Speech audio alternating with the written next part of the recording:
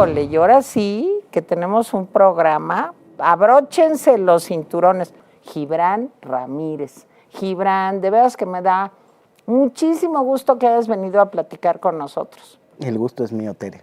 Un hombre joven, inteligente, con un currículum académico realmente importante.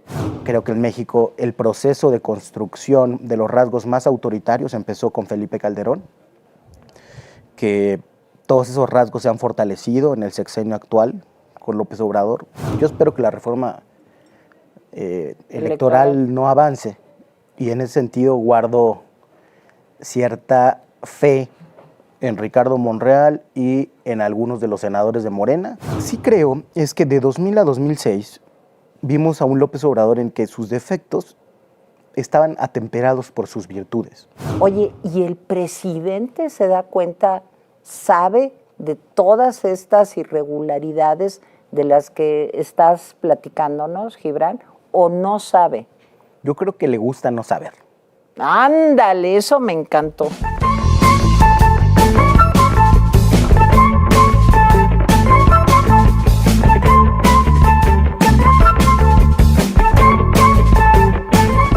Hola, ¿cómo están? Muy buenos días. Nos da muchísimo gusto recibirlos en una emisión más de Valle de Lágrimas.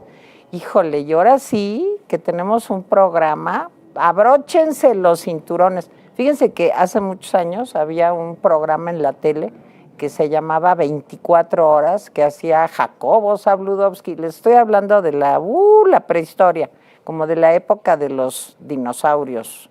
Bueno, y entonces cuando había un buen invitado decía, señora, señor, dele un codazo a su marido, avísele a su esposa, porque vamos a tener un gran programa hoy. Y de eso sí estoy absolutamente segura, porque tenemos el gran gusto de que nos acompañe el día de hoy en nuestro espacio Gibran Ramírez. Gibran, de veras que me da muchísimo gusto que hayas venido a platicar con nosotros. El gusto es mío, Tere.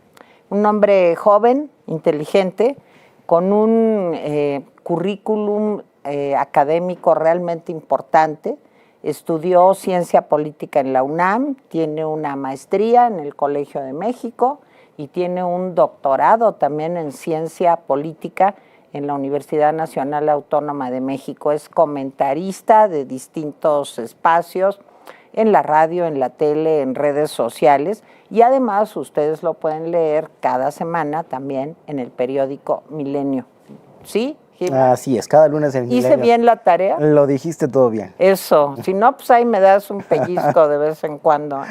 No, Gibran, de veras qué gusto tenerte aquí en este espacio, porque a mí me ha gustado mucho leerte, conocerte, y darme cuenta, pues, de una serie de cambios, de giros que has tenido en cuanto a tu perspectiva política.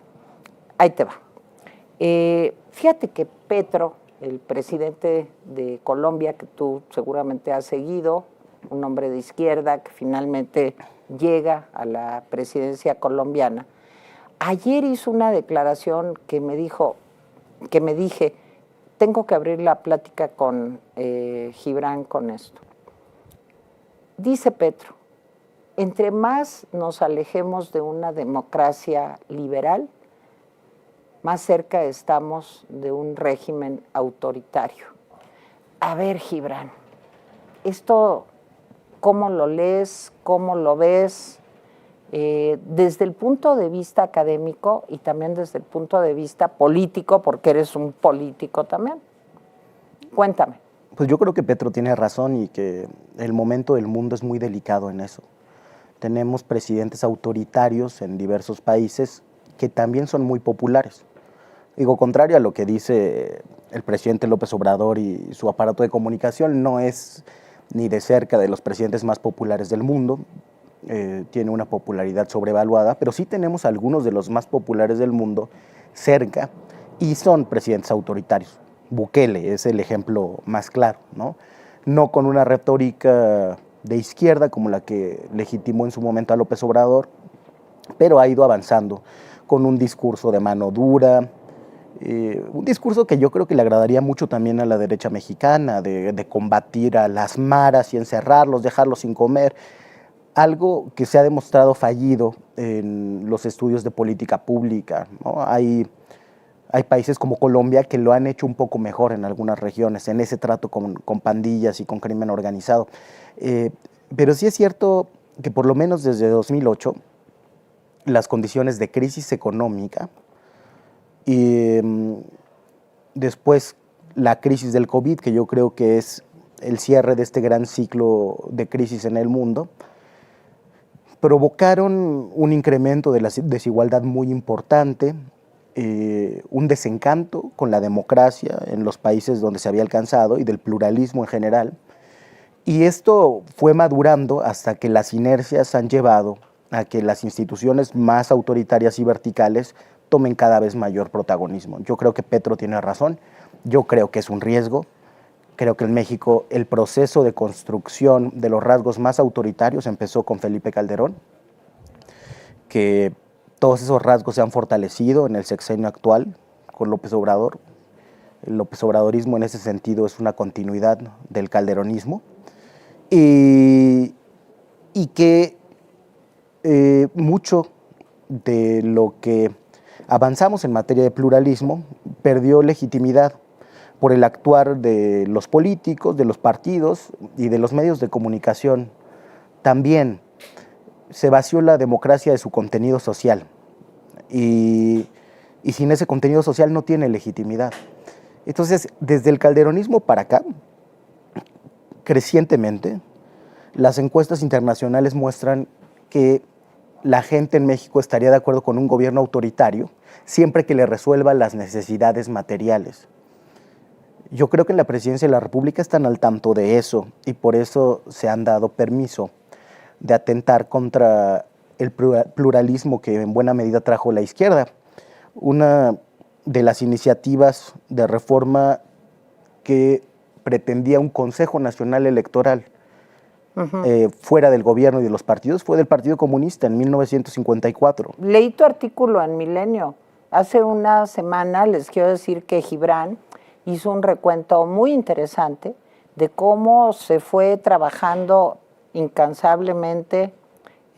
Tú eres muy joven, Gibran, pero a mí me tocó todavía un momento en donde si entrevistabas a alguien de oposición, daba igual, si fuera del PAN, del naciente PRD o de quien tú quisieras, pues era así como, ay, qué raro, ¿no? Hay apertura en los medios de comunicación para políticos que no sean priistas. A mí me tocó vivir eso en primera persona como periodista, pero creo que tú tocas muchos temas que son muy importantes, Gibran. Por un lado, nos hemos ganado a pulso esta cuarta transformación por el grado de desigualdad que existe en nuestro país, por la cantidad de errores que ha cometido esa democracia liberal, que a lo mejor es lo menos malo que nos puede pasar comparado con el autoritarismo que estamos ya viviendo. ¿Qué pasó? ¿Cometimos tantos errores que nos merecemos esto?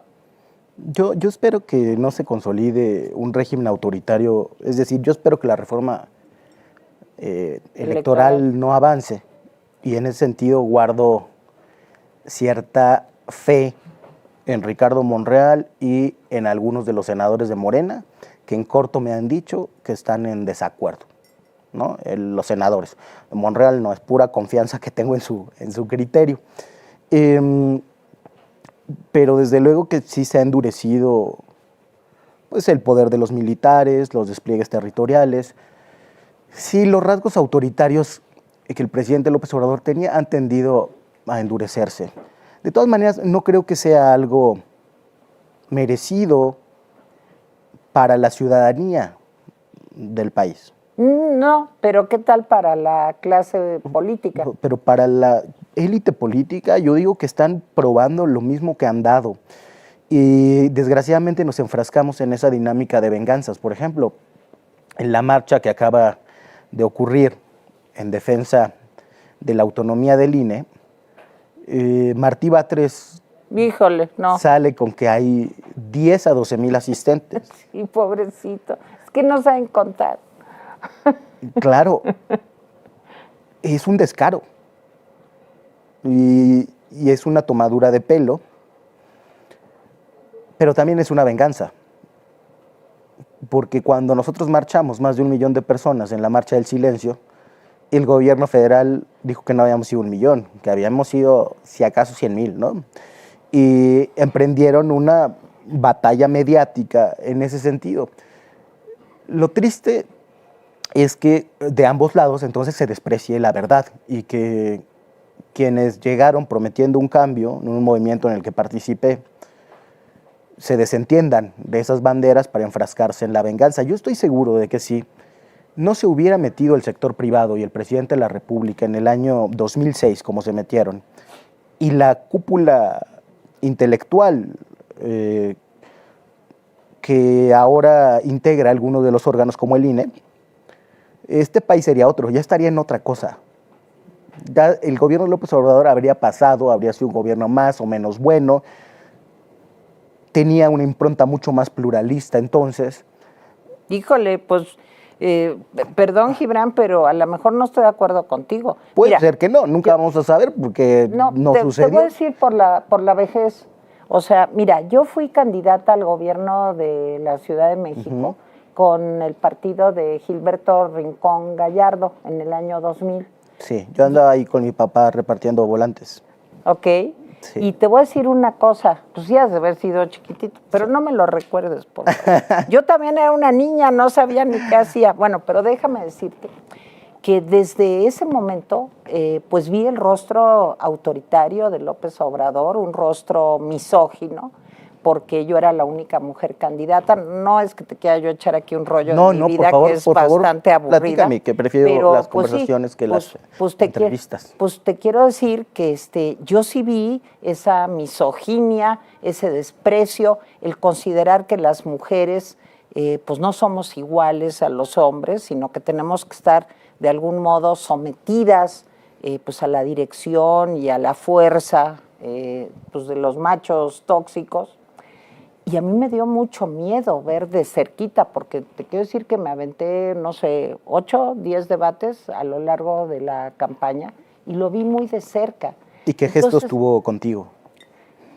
Pues ese paternalismo que es tan irritante para las mujeres. Sí, claro. O sea, así de, ay, perdóname, es que tú eres una damita. Tuve que decirlo. O sea, es que son inercias culturales muy arraigadas. No, te voy a decir, por ejemplo, aquí en la sala Carlos me saluda de mi hijo. Estoy seguro de que sin mala intención, pero se trata del mismo régimen social. No, pero eso es porque eres joven. Claro, por eso. Sí, pero no porque eres hombre. En mi caso no era porque era yo joven o vieja. Era porque era yo mujer. Por eso. Eso sí está cañón. Lo que te digo es que el patriarcado está estructurado así. Trata a las mujeres y a los menores como dependientes. Y desde luego que en el año 2000 íbamos un poco menos avanzados en eso. Yo estoy seguro de que el presidente no comprende ese cambio y por eso han sido tantos de sus errores respecto al movimiento de mujeres, ¿no? No sí. Entiende la dimensión de ese cambio cultural y lo que significa en la historia de la humanidad. Entonces estoy seguro que esos rasgos los tenía y los tiene. Lo que sí creo es que de 2000 a 2006 vimos a un López Obrador en que sus defectos estaban atemperados por sus virtudes. Era un hombre desde luego muy trabajador, terminó todas las obras que los gobiernos anteriores dejaron inconclusas, que fue una de las cosas que a mí me agradó más entonces. Construyó infraestructura polémica, la construyó, la terminó. Hizo un gobierno con niveles muy aceptables de progreso en cuanto a desarrollo social, a disminución de la pobreza extrema, sobre todo, ¿no? Porque hay algunos que apuntan que la pobreza moderada incrementó. Y la verdad es que creo que sí hay un antes y un después, por lo menos entre las personas que participan de la vida pública, con la herida de 2006. creo que lo que estamos viendo es un rebote de 2006. Pero a ver, Gibran, tú eres un hombre de izquierda. No lo justifico, sí. Tú eres un hombre de izquierda. Pero creo, por lo que te he leído, por lo que he estudiado de ti, que eres un hombre que cree en una izquierda democrática, no corporativa, una izquierda moderna, mucho más cercana, podría yo decir, dime si me equivoco, a una socialdemocracia. Sí, tengo mis asegúnes con el corporativismo. Yo creo que el corporativismo está, digamos, estigmatizado de más, porque es la manera que las clases populares tienen de participación política más frecuente, o tenían, porque ya ni siquiera hay esas estructuras corporativas. Es decir, dentro del corporativismo hay muchos tipos de corporativismo y creo que se puede concebir un corporativismo democrático. Pero claro. Básicamente por ahí andamos, ¿no? Por ahí andamos. Ahora, ¿qué podemos esperar de un candidato que no acepta la derrota? Te voy a decir, no es una frase, pero a mí me encanta como frase. Si a mí me preguntaran, y se lo oí a algún político muy avesado, si a mí me preguntaran qué es la democracia, ¿sabes yo qué te contestaría? Es aprender a perder, es reconocer la derrota. Y el presidente López Obrador nunca reconoció la derrota. No sé si estás de acuerdo conmigo. Yo no soy politóloga, yo soy psicóloga, y de veras me apantalla mucho eso de los politólogos, porque yo creo que me hubiera gustado estudiar eso, aunque me encanta mi carrera. ¿Cómo ves eso? ¿No es la democracia de veras aprender a perder y a reconocer que a veces ganas y que a veces pierdes? Creo que sí. Y ahí no vamos a encontrar un punto de acuerdo, porque yo sostengo que en 2006 quien no supo perder fue el poder y la oligarquía. Si hay que violar la Constitución para comprar spots en radio y televisión y hacer una campaña negra ilegal, ahora que no tenía sanción, por eso se metieron, ¿no? Pues entonces... ¿Pero dónde están las pruebas? Estaba la prohibición y los spots están ahí, los pueden buscar. Consejo Coordinador Empresarial, López Obrador, un peligro para México. Eso lo compraron privados, estaba prohibido, pero no sancionado. Pero ¿y tú crees que se debe de prohibir la guerra sucia, la propaganda sucia? O sea, todos tenemos que vivir como en el Valle del Verde Jengibre. Y, ay, sí, pues tú eres mi contendiente político, pero... No. ¿Se vale? ¿Tiene que haber censura? No se puede. Para empezar, no se puede. Entonces, ¿qué tanto daño le pudo haber hecho decir que era un peligro para México? Lo que sí creo que los grupos de interés no deberían poder utilizar el dinero como argumento, que fue lo que sucedió en ese momento. Si los partidos hubieran decidido, cada uno, hacer sus spots con el dinero público que les daban entonces para comprar spots y entonces ahí agarrarse a madrazos de lo lindo, bien, pero que llegue Consejo Coordinador Empresarial o el Consejo Mexicano de Negocios y que lleguen las 5 carteras o las 10 más grandes del país a decir, acá está, eso me parece que es antidemocrático, pero no, la campaña de contraste no creo que debería de prohibirse, salvo cuando hay claras calumnias, que yo creo que es en los casos en los que se adjudican cosas que se pueden entender como tipos penales, ¿no? Como ahora que sancionaron ¿A Laida? A la dirigencia de Morena por decir traidor a la patria a los diputados que votaron en contra de la iniciativa del presidente. Que la verdad es muy gracioso que se defiendan diciendo que no hay calumnia cuando están señalando de delito sin tener medios de prueba. Además, una cosa muy torpe, pero en fin, no me desvío del tema. A ver, yo te quiero desviar del tema con relación a Morena, permíteme. Sí, claro. Ahorita regresamos a la senda del bien, pero a ver, Gibran, yo creo que detrás de Mario Delgado sí hay, a pesar de que creo que también es una persona con formación, estudió economía, si no recuerdo mal, en el ITAM, pero sí hay una...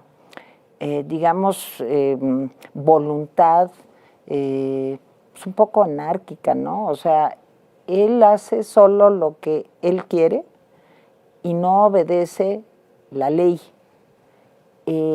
Esto creo que tú lo viviste en carne propia.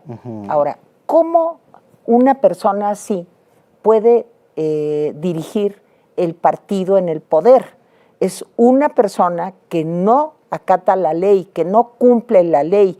Y ese no sé, Gibran, si para ti es un mandatorio de cualquier democracia. Una democracia en donde no se cumple la ley no es democracia tampoco.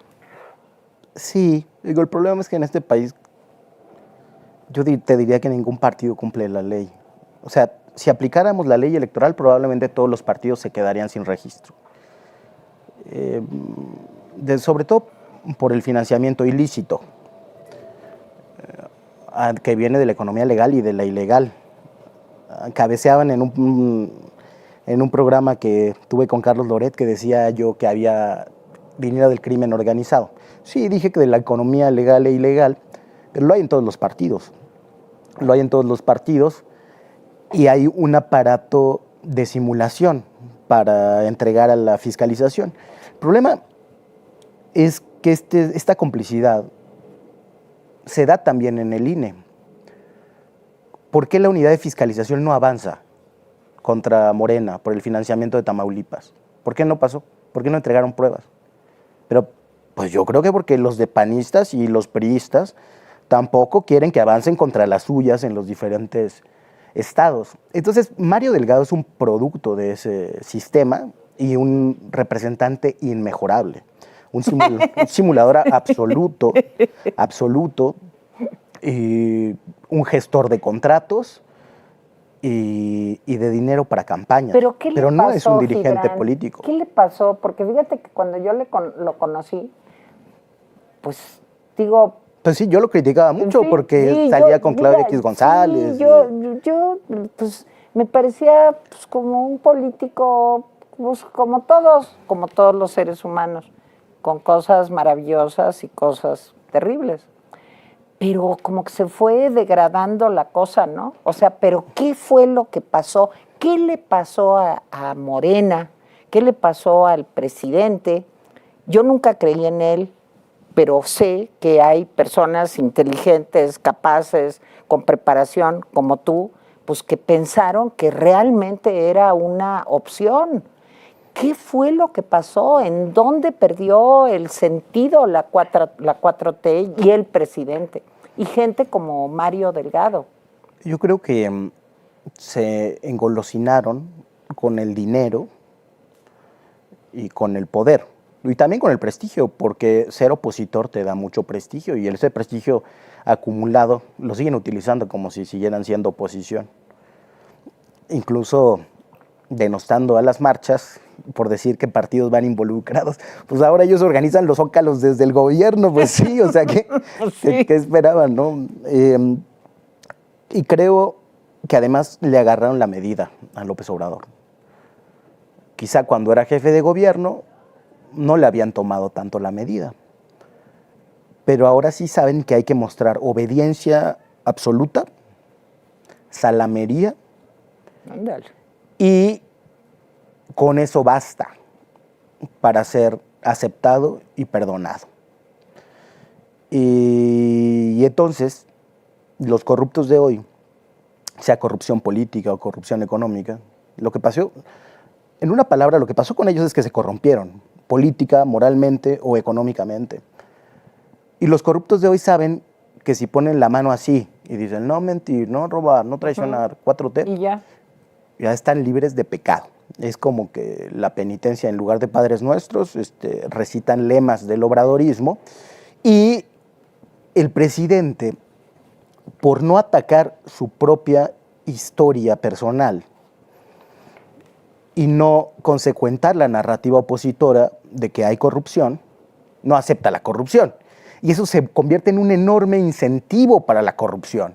Si con estar del lado de Morena te basta para ser puro, entonces puedes hacer lo que quieras mientras repitas esos lemas y digas que trabajas por el pueblo. ¿Estás protegido con eso? Sí, y entonces esa dinámica que Mario se aprendió muy bien para el equipo de López Obrador y que otros se aprendieron muy bien con Mario mismo, se ha reproducido hasta lo municipal. Y eso es lo que pudrió a Morena, esa corrupción política Y económica también. También porque les encanta administrar negocios y repartir contratos. Yo desde luego di mi lucha contra eso, la lucha que pude dar. Perdí, naturalmente. ¿Y cómo fue que te lanzaste en algo tan, pues, digamos, osado, Gibran? O sea, porque estabas peleando pues, con unos monstruos. Sí. Pues tenía un poco de esperanza, incluso en el Instituto Electoral, porque iba a organizar las encuestas. Digo, finalmente las encuestas que organiza el INE me ponen en un lugar muy lejano al que las encuestas de casas en los diarios me ponían, que era el tercer lugar, a veces incluso el segundo. Y espérame, paréntesis. No sé si saben, Gibran Ramírez, para las personas que nos están viendo, quiso ser dirigente de Morena. Y creo que hubiera sido un punto de inflexión importante, Gibran. Sí. Creo que hubiera habido ahí un cambio, pues, hubiera habido aire fresco, perdón. Bueno, entonces, las encuestas. Esa lucha la di precisamente porque yo ya veía todos esos signos de descomposición. Algunos dicen, es que como no ganaste Morena, entonces ya te ardiste y despotricas. No, la cosa no es así. Mi documento programático, porque además fui el único que presentó un programa para el partido, se llamaba Morena Última Llamada, porque realmente me parecía que las cosas ya estaban muy delicadas y en mis recorridos por el país, casi en cualquier lado, la gente se quejaba del candidato a presidente municipal que les impusieron, que era de los caciques de antes, pero ahora con Morena, el delegado de bienestar, de todo mundo. En ese entonces todavía de todos menos del presidente. ¿No? Pensaban que era un problema intermedio. Yo ahora estoy convencido de que eso llega hasta la presidencia de la República. Y después pero él sabe, Gibran, porque fíjate, una compañera aquí muy querida mía, les quiero decir que Gibran ha sido súper tolerante hoy con nosotros porque hemos tenido un chorro de problemas técnicos y científicos. No, es cierto. Hemos tenido una serie de problemas logísticos y una amiga mía, querida colaboradora Italia, te preguntaba, oye, ¿y el presidente se da cuenta, sabe de todas estas irregularidades de las que estás platicándonos, Gibran, o no sabe? Yo creo que le gusta no saber. Ándale, eso me encantó. Sí, ustedes háganle, ¿no? Como lo de las ligas. Ajá, oigan, yo necesito tanto dinero. ¿Y cómo le hacemos, señor presidente? Ah, no, a mí no me digan. Ustedes allá a ver cómo lo consiguen. Resuelvan. Exacto, resuelvan. A ver, cuéntanos eso. Y creo que un poco para mantener su mística, porque López Obrador en muchos sentidos es un místico más que un político. Digo, electoralmente es claramente un político, ¿no? Pero no es un político de gobierno tampoco. Le importa mucho su mística, y en su mística el dirigente no debe de corromperse por mundanidades. Y saber y controlar, por ejemplo, el flujo de recursos o de financiamiento es algo en lo que no tendría que meterse, porque es el que va a ejercer el poder. Lo que en teoría puede sonar a una estrategia para mantener la pureza del criterio, se convierte en realidad en una forma de que los poderes económicos dicten la agenda, dependiendo de cuántos recursos acerquen, o relaciones o favores. Porque no solamente es resolver las necesidades inmediatas de las campañas, y por eso Mario Delgado hace candidatos a muchas personas que pueden pagar su campaña. No sé si compran las candidaturas, pero las campañas las pueden pagar. Okay. Y ese es una determinante para ellos, por eso les interesa tanto el control del dedazo, aunque a veces simulen con encuestas que ya dan risa. Sino que además de resolver esa necesidad inmediata, luego se tiene que pagar. Y pagan, como en todo el mundo, con contratos, con gestiones. Y esos contratos y esas gestiones determinan en buena medida el actuar del gobierno. Yo, por ejemplo, escribí algo sobre Grupo Vidanta y y ahí mandó publicar el señor Daniel Chávez en muchos diarios un desplegado para desmentirme, porque decían que miento. Lo vi. Pero bueno, veamos el ejemplo de Vidanta. Sí. Vidanta apoya al presidente. Dice que desinteresadamente. Pues como todo, ¿verdad? Es bien desinteresada. Sí, es un mundo de altruistas Y digo, las pruebas que había de la relación entre el círculo del presidente y Vidanta, algunas están en YouTube, otras deben seguir por ahí por internet, pero las fueron quitando. Lo que es tener la posibilidad económica de manejar la memoria. Si Vidanta no hubiera tenido esa relación, me pregunto yo, ¿habría podido prescindir tan masiva y despiadadamente de los trabajadores turísticos en la pandemia sin ser sancionado, observado o supervisado por la Secretaría del Trabajo? No lo sé, yo tiendo a pensar que no hubiera tenido las mismas facilidades. Si no hubiera participado de esa manera, no tendría más dificultades para tener proyectos de infraestructura cercanos a sus proyectos turísticos, como por ejemplo un parque eólico cercano a un desarrollo de ellos. Yo creo que aunque no tenga contratos, lo cual además dudo, habría que revisar minuciosamente, esos son beneficios y esas son acciones de gobierno, pero ese es uno. Sí. Hay que tener relaciones para tener recursos para ganar elecciones y hacer campañas como la que ahorita está haciendo Claudia Sheinbaum. Necesitas muchas relaciones de esas y no las vas a controlar todas. Y no todas van a ser con empresarios legales, reconocidos, prestigiados, como Daniel Chávez, sino algunos van a ser dinero ilegal. No hay manera Pero a ver, ahí te va. Se sabe, y tú lo sabes tanto como yo, que alrededor del 70% de las adjudicaciones de obra son adjudicaciones directas, no a través de licitaciones. Y yo te voy a decir una cosa, licitaciones amañadas o no amañadas, sí el porcentaje ha aumentado escalofriantemente, en donde directamente ves pues, la voluntad de favorecer a determinada empresa. Pero te voy a decir algo peor, Gibran, y es el gasto de la Sedena y de la Secretaría de Marina.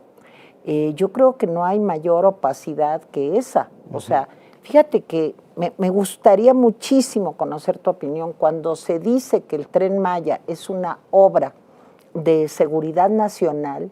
¿Qué nos están diciendo? Sí, que no. ¿Qué está pasando con todo el dinero que se llevan los militares en esta militarización pues, evidente que estamos viviendo?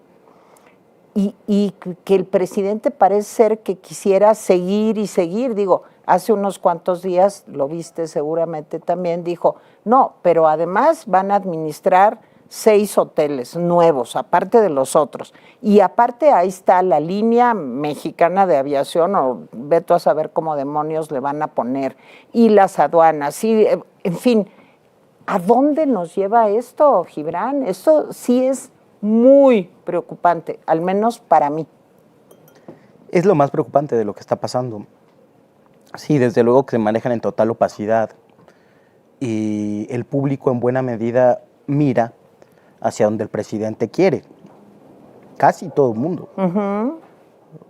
Por ejemplo, cuando se hace el discurso de la austeridad republicana respecto al Instituto Nacional Electoral,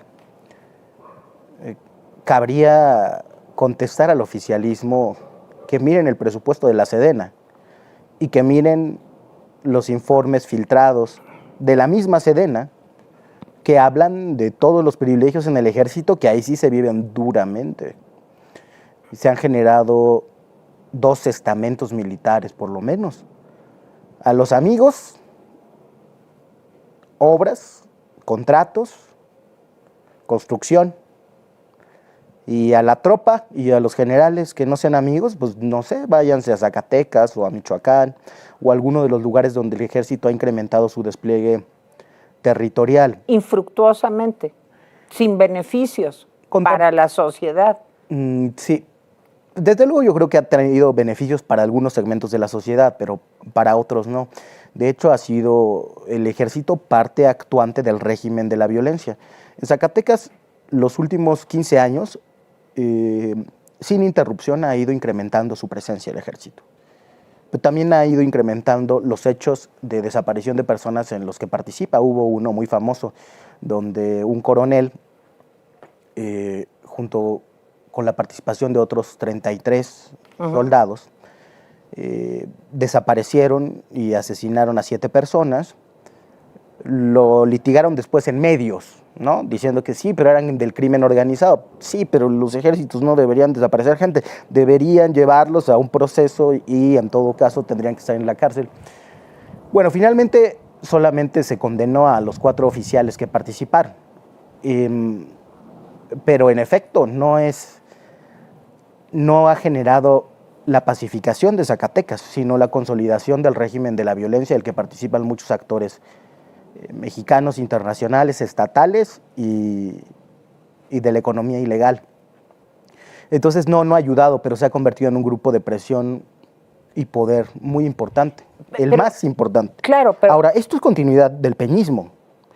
En el Tren Maya, uno de los contratistas más favorecidos es José Miguel Bejos, el contratista favorito de Peña Nieto, el que tiene los negocios con los generales que están ahí entonces, o que arreglan los contratos, y con el gobierno federal, que hace de esta obra de seguridad nacional.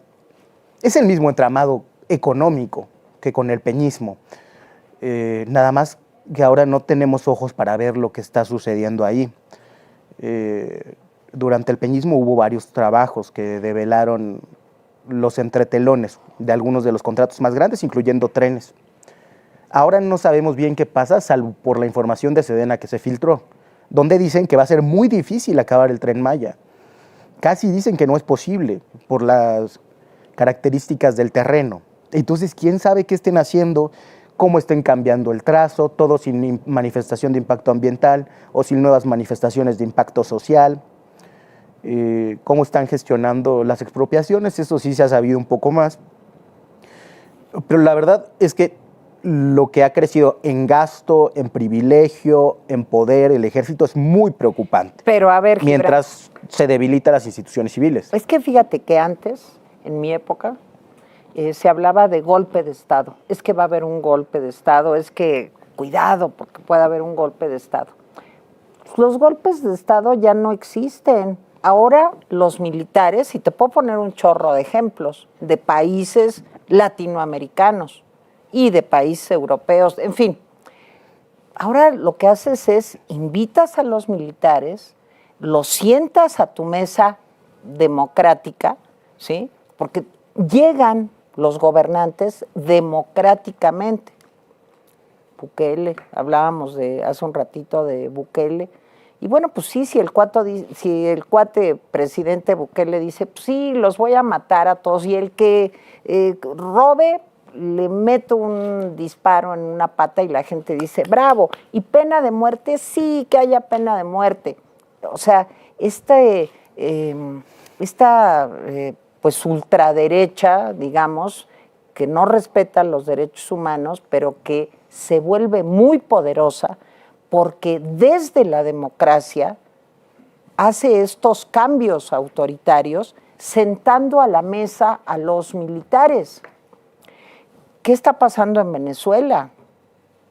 Exactamente eso. Están los militares metidos ahí hasta el fondo y de la mano el narco, Gibran.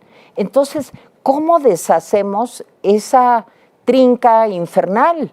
Porque es un presidente electo democráticamente que se va corriendo hacia el autoritarismo, militares sentados en la mesa con todos los privilegios y un narcotráfico que viene a enredar todavía y a enrarecer todavía más el escenario político.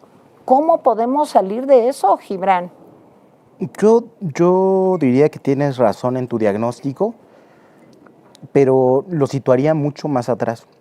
Primero, los militares, por su despliegue territorial, sí han gestionado relaciones con el narcotráfico, pues desde que existe narcotráfico en México, ¿no?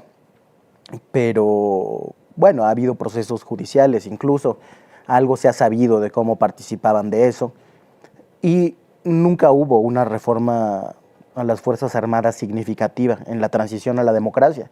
Entonces, conservaron esa autonomía, y por lo que hemos visto, por ejemplo, en el caso Ayotzinapa, o por lo que te contaba yo de Zacatecas, podemos presumir que han conservado también esa labor de interlocución e intermediación con la economía ilegal. Entonces este ingrediente ya estaba, no se reformó el ejército en la transición a la democracia, al pluralismo digo yo. Después, Felipe Calderón, por su falta de legitimidad democrática, saca a los militares al territorio, digo, siempre han estado en el territorio, pero empieza esos operativos y se genera una dinámica que Natalia Mendoza llama de cartelización. Es decir, todas las organizaciones locales chiquitas tienen que fundirse en organizaciones más grandes o son desplazadas, porque esto se vuelve una guerra de ejércitos, que además empieza por una deserción masiva del ejército que conforma los Zetas y que empieza a conformar otras élites de la violencia. Las élites de la violencia criminal son élites. Son exmilitares, exfederales, exguardias nacionales, excaiviles, exespías. Todos esos van adiestrando a la gente que llega, pero ellos no se matan, ¿eh? ¿No? Hay los jóvenes precarizados a los que reclutan a veces forzadamente. Pero bueno, no me desvío. Entonces, sienta a los militares a la mesa. Con Peña Nieto empiezan a hacer política de manera pública. No sé si a ti te tocó ir alguna vez al campo militar número 1 a un desayuno o a algo, pero empiezan a llamar... Yo no te manejo mucho los militares, le tengo mucho miedo. Es que yo nací aquí, en México, pues mi papá era exiliado político de un régimen militar, de Pérez Jiménez. Entonces, si hay algo que me produce realmente miedo, me parece algo tan brutal, tan represor, tan generalizando, si tú quieres, porque me imagino que habrá gente también, en fin, son los militares, Gibran. Me parece que no sabemos en México a qué nos estamos enfrentando. Me da mucho miedo. Sí, yo creo que sí es un asunto preocupante. Te decía, los sientan a la mesa, ya vienen ellos con esa interlocución y esa intermediación con la economía ilegal, y entonces lo que vemos con López Obrador es la radicalización de eso que empezó con Calderón, porque se da cuenta de que para cumplir las promesas de sus proyectos prioritarios, la mayor capacidad institucional que tiene, o por lo menos la más fácil, yo creo que sí había capacidades institucionales que se podían movilizar, es el ejército. Y entonces se entrega al ejército. No está usando al ejército. Pero no es porque él es pues un hombre que no resiste que se le lleve la contraria. Mira, a mí me parece, psicológicamente hablando, que le gusta lo del ejército porque tiene una respuesta binaria, el ejército. Es sí o no. ¿Me obedeces o no me obedeces? No hay matices. Y desde mi punto de vista, López Obrador pues tiene una estructura psicológica de un narcisismo y una inmadurez muy grande, y esto lo hace acercarse pues a este tipo de grupos que creen ciegamente, que obedecen ciegamente. O que por lo menos dicen que obedecen, ¿no? No, claro, y qué bueno que dices eso. ¿No crees que hay algo de eso? Yo creo que sí hay un componente de personalidad. Decía, yo no sé si esos rasgos puedan acendrarse o agudizarse con el deterioro físico. Yo sí vi a un López Obrador, gobernante de la Ciudad de México, igual de duro, pero más dispuesto al debate. O sea, se la pasaba debatiendo con Fox generalmente, pero también debatía con los asambleístas, es decir, daba sus razones, daba números, y ahora cada vez eso es menos, también porque hay menos números verificables Claro. que se puedan utilizar para hablar bien de la marcha. Pero fíjate que yo no creo que sea por viejito. Yo creo que hay el ingrediente que potencia todos los males es el poder. O sea, yo siento que este afán de poder, esta motivación por controlarlo todo, por hacerlo todo centrado en él mismo, es lo que ha hecho esto. Porque fíjate que a diferencia de lo que dicen muchos, a mí me parece que es un hombre inteligente, hábil, sí, astuto, tiene cero empatía, cero. Como buen narcisista es mi diagnóstico, chafa, porque pues me van a decir mis amigos psicólogos, pues si nunca lo has tenido ahí platicando en una no le has hecho entrevistas clínicas. Exacto.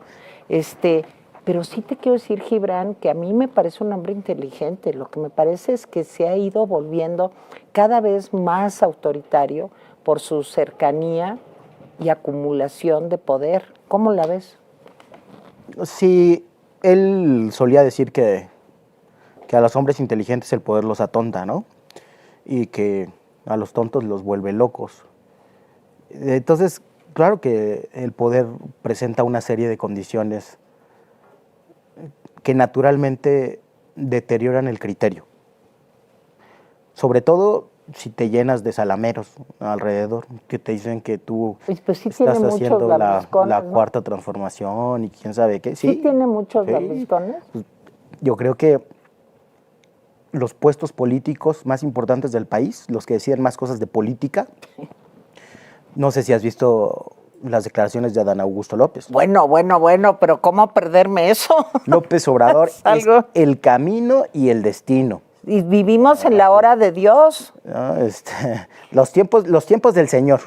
En los tiempos del Señor, pero también ahorita la hora que es la mera hora de Dios. Sí. Entonces, para que veas el grado del que ocupa el puesto número 1 en política. El puesto número 2 probablemente sea la presidencia de Morena. Y Mario Delgado sí tiene una cualidad, es que es bastante salamero con el presidente, ¿no? Oye, ¿y qué pasó? ¿Se peleó con Marcelo? ¿O por qué ya no están? ¿O qué pasó? ¿Tú sabes? Sí, se distanciaron. ¿Se distanciaron? ¿Y por qué? Lo que argumenta Mario Delgado es que cuando Marcelo se va del país, él se queda solo. Uh-huh. Y construye entonces su relación con López Obrador, y ya su relación con López Obrador no es mediada, ya es suya. Ya él es un cuadro del obradorismo, le cumplió a Marcelo, se quedó solo aquí, dando la cara y quién sabe qué. Es la narrativa de Mario. Y desde luego que... ¿Y se alió con Sheinbaum? Sí, con quien le diga el presidente, básicamente. O el círculo del presidente no tiene convicciones, ¿no? Tiene ambición y ya. Ambición vulgar, solía decir López Obrador, no sé, pero a mí me da por seguir diciendo las mismas cosas porque las sigo viendo. Entonces, estos puestos que están disponibles para la mesa que más aplauda, pues han deteriorado o han marcado una dinámica en buena parte de la estructura del poder, en todos lados. Esa dinámica llega a los congresos locales y llega a los cabildos. Fíjate, la mamá de mi hijo, mi compañera, es regidora de un municipio de Coahuila. Okay. Bueno, la grilla en el cabildo es que si se habla bien o se habla mal del presidente y traidores y quién sabe qué, porque lo que hay que hacer es obedecer, aunque ahí tengas que razonar asuntos de otra naturaleza, tengas que ponerte de acuerdo sobre el drenaje o sobre la limpieza de las calles o lo que sea, hay que votarle en contra al PRI y hay que atacarlos y obedecer al presidente. No, ¿qué es eso de andar acordando traidores? Entonces eso descompone toda la vida. Oye, pero es como una cosa estalinista, ¿no? Fíjate que todo lo que hemos estado hablando, a mí de lo que me hace recordar es como de una cosa estalinista. Yo no creo, porque Stalin tenía control. Y lo mismo digo cuando comparan con Echeverría. Sí, está peor. López Obrador quizá pensó que la institución presidencial traía ese control consigo misma y no lo tiene, ¿no? Echeverría fue un autoritario con una vocación de poder obsesiva y con una capacidad de trabajo tremenda, enfermiza. Recibía en la madrugada directores generales, hasta directores de área recibía. Claro que por eso la presidencia podía funcionar así. En este caso es otra cosa, es más bien como un sectarismo religioso, porque se autoadscriben para sentirse moralmente superiores. Son autosuficientes moralmente. Pertenecer te valida. Claro. No hay que demostrar criterio. La fraternidad universal. Te valida. Es más de esa naturaleza el conglomerado autoritario. Ahora, también las sectas, yo así le llamo a una cúpula de Morena, le digo la secta, porque solamente aceptan esos lemas y no hay que cuestionarlos. A los que mandan realmente en el partido. Sí está Mario entre ellos, pero son varios más que no suelen salir a las cámaras. No los voy a mencionar ahorita, pero luego... ¿Luego me dices? Sí. En otro programa. Puede ser. Vamos a pensar. Ándele, ahí ahorita sí. ¿Cómo que no? Ahorita, no. El sectarismo, pues, también genera entornos autoritarios. ¡Hombre! Nada más que la gente se autoadscribe. Y entonces, la lógica es distinta. No es que desde el poder detectes insubordinación y los hagas volver a redil. Es que desde las periferias, un sectario te reporta traiciones. Y ya traicionó. La delación de los nazis. Digo, perdón, pero se parece, Gibran. Bueno, seguramente en autoritarismos de todos los tipos y en formaciones de obediencia verticales, eso suele suceder, ¿no? Hasta en equipos de fútbol, ¿no? Es algo, digamos, que sociológicamente se puede esperar. Gibran, pero sí. Se suponía, yo en eso milité. Sí. Yo por eso no me arrepiento. Reivindicamos ser un movimiento de mujeres y hombres libres. ¿De qué te arrepientes? Y con esto, si te parece, terminamos. ¿Por qué te alejas de Morena? A ver, dame 2 razones por las que te alejas de Morena. Mira, yo di mi lucha y perdí. Constaté que la antidemocracia y la arbitrariedad es la norma, pero lo que más determinante ha sido para mí ha sido la indolencia del poder ante la continuidad de la decadencia en México. El incremento de la desigualdad. La desigualdad no se mide con encuestas. El presidente presume una encuesta de INEGI. Pero es muy poco probable que a los encuestadores de INEGI les abran las puertas en las casas de Las Lomas o en los penthouses de Polanco. No. Pero además, si les abren, no les van a abrir los dueños de la casa y mucho menos les van a reportar sus estados financieros como ingreso, ¿verdad? Entonces, lo que se mide es extrema riqueza y extrema pobreza. Lo hizo la CEPAL para toda América Latina y el incremento de la desigualdad en México es alarmante. Así es. Por eso y de la pobreza también. Y de la pobreza también. O sea, la desigualdad ha incrementado. Y los oligarcas, pese a lo que se dice en la mañanera, están muy contentos con el presidente. Muy contentos. Han incrementado sus ganancias todos. Todos ellos. Los 5 o 6 que más valen el Producto Interno Bruto se han seguido enriqueciendo mientras la mayoría se empobrece. Y la clase media es la que ha resultado los pequeños empresarios, los medianos, los micros, los mayores empleadores del país. Esos son los que pues, nos hemos visto muy amolados, ¿no, Gibran? Han resistido, pero es verdad que han sido afectados. Eso es lo que sí mide la encuesta.